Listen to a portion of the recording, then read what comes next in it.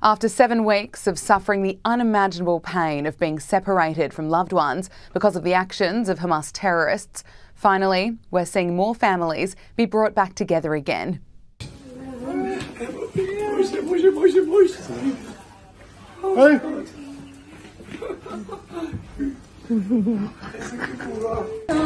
Hello.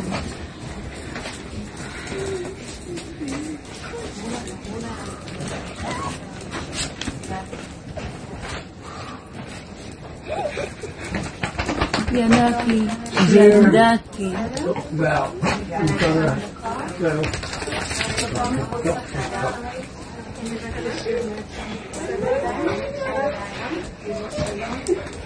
You can feel the joy and immense relief as Israeli hostages were reunited with their loved ones.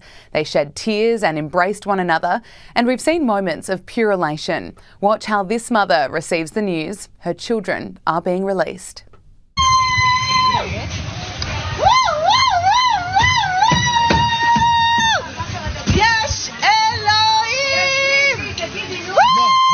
מי? שר בארץ ברשימה!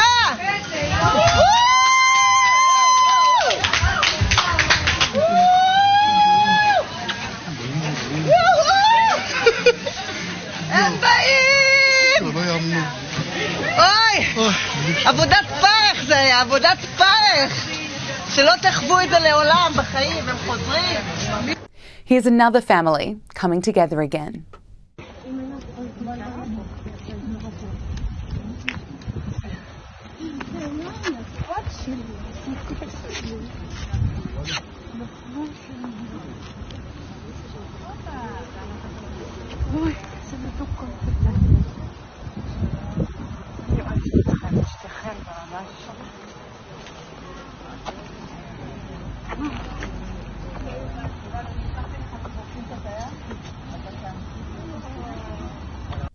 Teams from the International Committee of the Red Cross began carrying out operations to facilitate the release and transfer of hostages held in Gaza and of Palestinian detainees to the West Bank.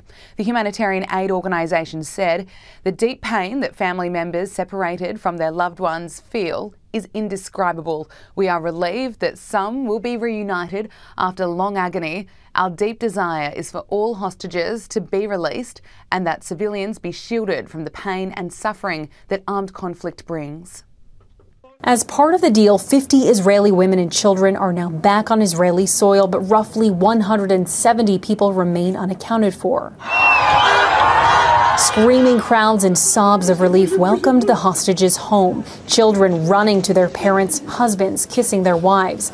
Families are reunited, but none of them are whole. We've been through a nightmare, absolute nightmare of hell, and the psychological warfare at play is very much real. The only American release so far is 4-year-old Abigail Edan, whose parents were murdered on October 7th.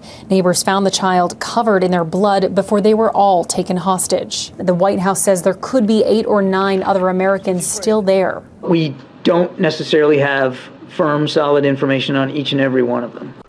Israel and Hamas have reached a deal to extend the truce in Gaza for an additional 2 days. A spokesperson for the Israel military is adamant the country will continue the war on Hamas following the current truce. What really I think Hamas is playing for is time, international pressure, and to stop us from fighting.